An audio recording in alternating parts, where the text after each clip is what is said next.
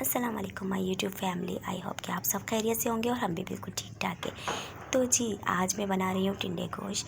बहुत ही मज़े का, बहुत ही यम्मी सा सालन बनता है ये, और ये चावल के साथ बहुत मज़े का लगता है। ख़ास तौर पे मुझे बहुत पसंद है, और दोपहर में बनाएं तो चावल के साथ बहुत अच्छा लगता है।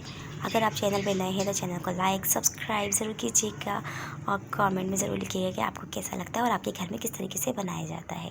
तो जी उसके लिए मुझे चाहिए आधा किलो गोश्त और एक पाव टिंडे, 3 से 4 अदद मैंने दरमियाने साइज़ के टमाटर ले लिए, 4-5 हरी मिर्चें और 2 अदद प्याज ले ली, और गार्निशिंग के लिए हरा धनिया ले लिया। और स्पाइसेस तो आम से हैं जो घर में डलते हैं रेगुलर। पिसी हुई मिर्चें हैं, गरम मसाला, हल्दी, पिसा हुआ धनिया और नमक। ये सब अपने टेस्ट के हिसाब से लेना है आपको। हाफ़ कप ऑयल गरम हो जाएगा तो उसके बाद हम फिर इसके अंदर प्याज ऐड करेंगे। मैंने ऑयल थोड़ा सा मेरा ज़्यादा हो गया था क्योंकि मेरा गोश्त भी चिकना था।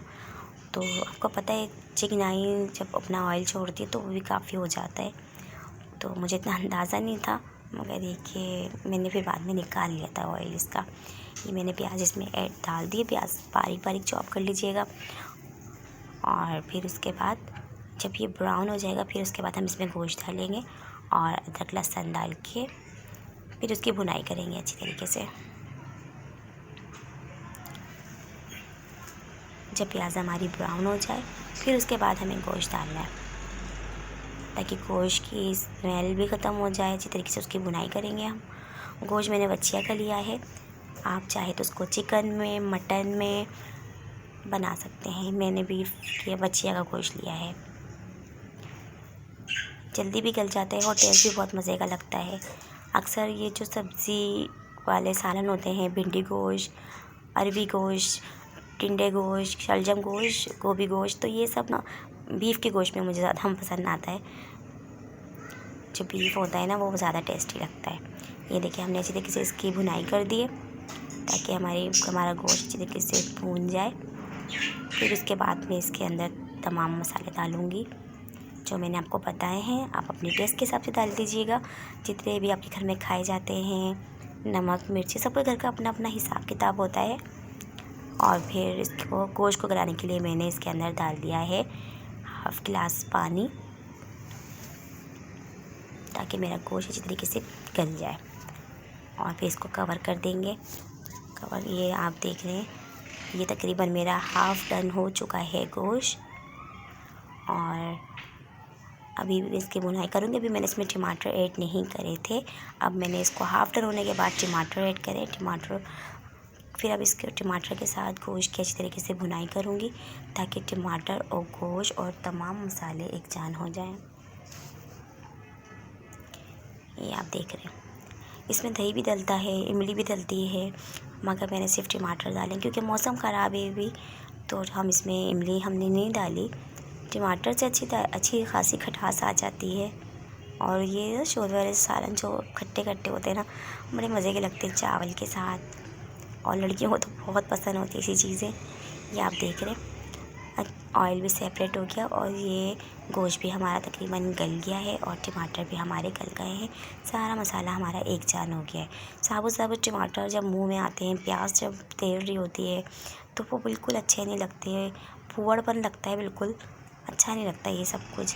जब तक खाने की भुनाई अच्छी ना हो ना सालन की, तो सालन का ना शक्ल अच्छी होती है और ना ही टेस्ट अच्छा होता है।